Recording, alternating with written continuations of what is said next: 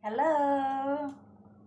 Gagawa tayo ng ating iinumin every morning, luya. Ito yung native na luya, guys.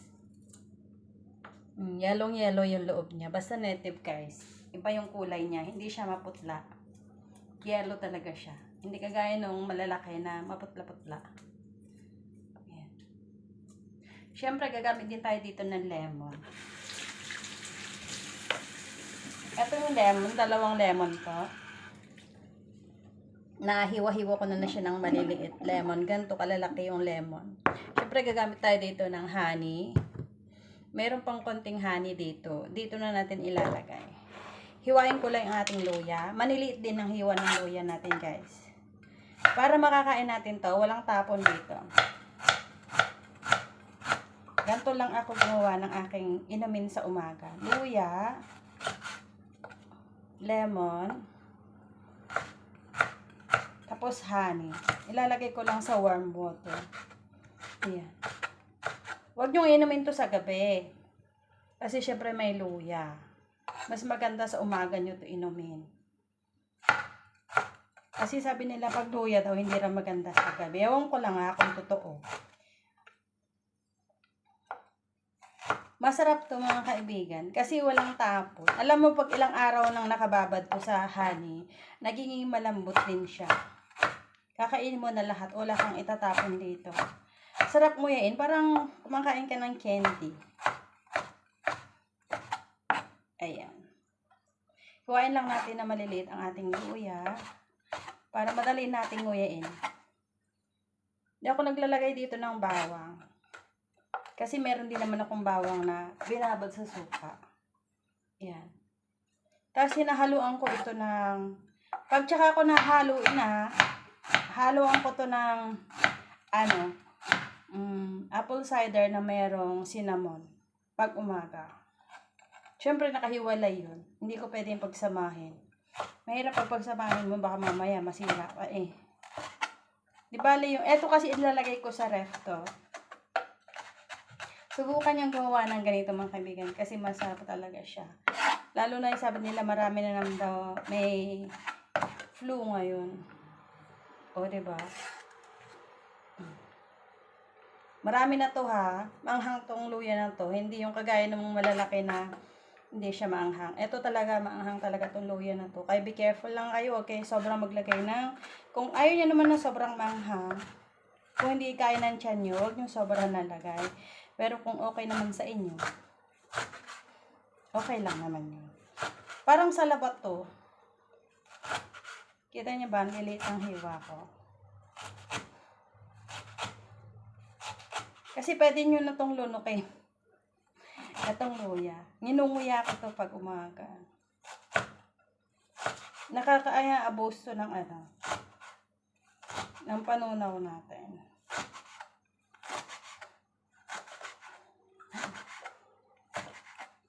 Dahan-dahan ko lang hiwain.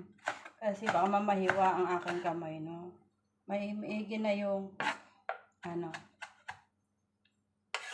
Lagay na natin dito sa ating luya. Magkasing kulay na sila. Ayan. Siyempre, haluin natin.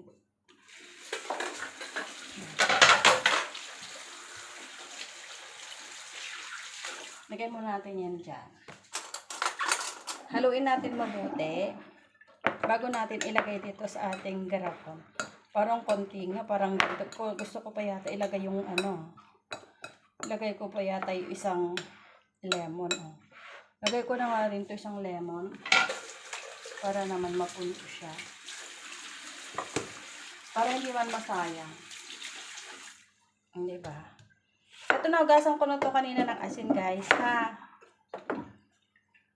Ang ganda ng lemon ngayon, guys. Tignan nyo. Tanggalin lang natin yung kanyang buto. Kasi hindi naman natin makakain yung kanyang buto. Kagaya nung ginawa ko kanina, hiwain lang natin siya sa maliliit.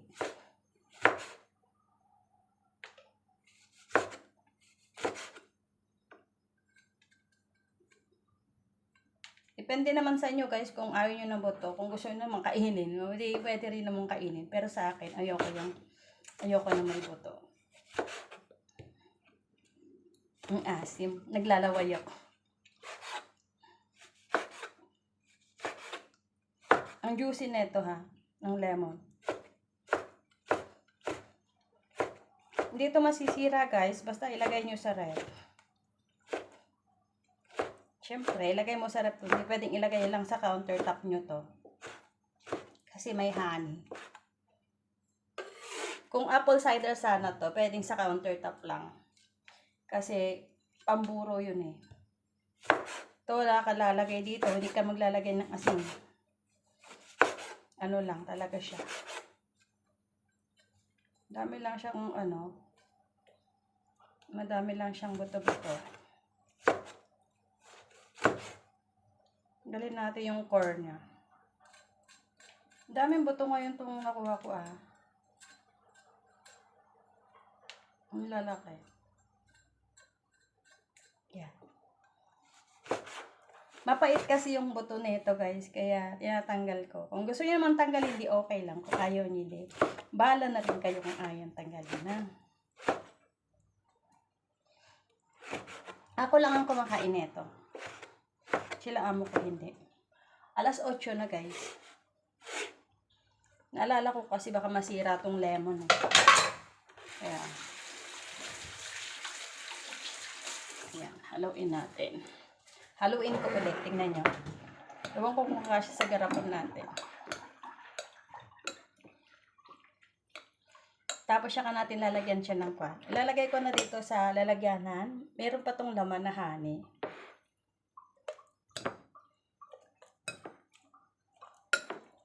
Kasya kaya? Ang tanong natin, kasya ba?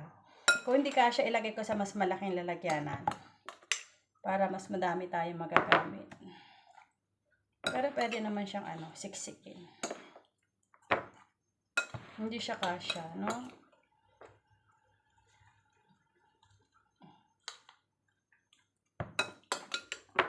Maglagay na lang ako sa isang lalagyanan.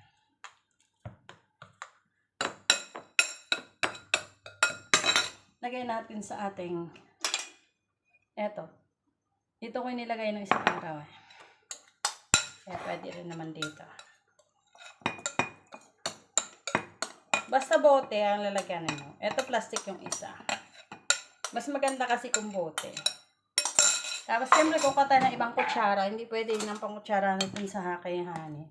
Mura lang tong binili kong honey guys. 69. Hindi ko siya Hindi ko siya mabuksan.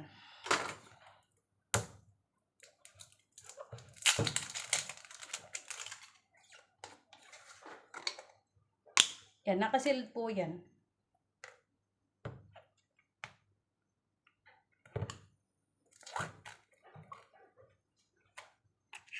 Bawasan natin lemon dito. Para marami tayong mailagay na honey. Yan, parang dalawa na siya. O, diba? Tanyo ba? Ilalagay ko na itong honey natin dito. Bababa din naman yan mamaya. Tanggalin ko na to para hindi pa siya mag-absorb ng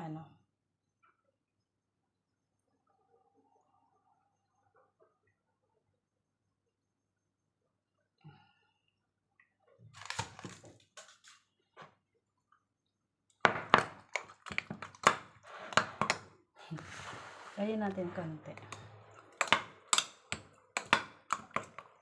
Sarap na ito. Kita niya? Siyempre ito dahil madami. Medyo mahirapan tayo maghalo. Pero subukan natin. Lagay natin iba dito para mahalo natin. Sobrang dami pala. Hindi siya mahalo. Dagdagan pa natin.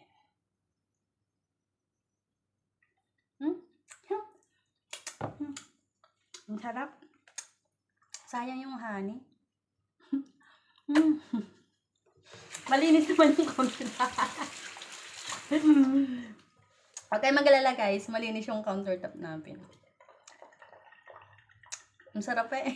Huwag natapon. Ang dami kasi. Ayan, okay na to. Takpan na natin. Siyempre, ito yung pantakip dito. Kasi ito yung takip niya. Tumapon tuloy.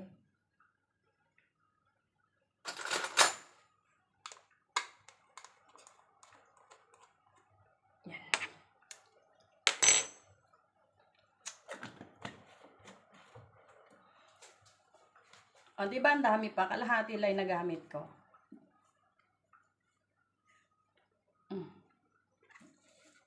More than half. O, nakagawa na tayo ng dalawang ating ano. Sobrang yummy nito. Pwede yun ang kainin. Iwasan pa natin. Para ano siya. Kita niyo ba? Sarap. Meron na tayong pantago. Diba? Gasan natin ang ating garapon. Ang dami nating honey dito. Pag nyo lagay dito kasi mainit yung tubig. Hugasan ko lang yung bote. Diba? At tapos ilalagay na natin sa ref yan. Siyempre ilalagay nyo sa ref yan guys. Hindi pwedeng sa ano lang. Hindi pwedeng sa countertop lang to.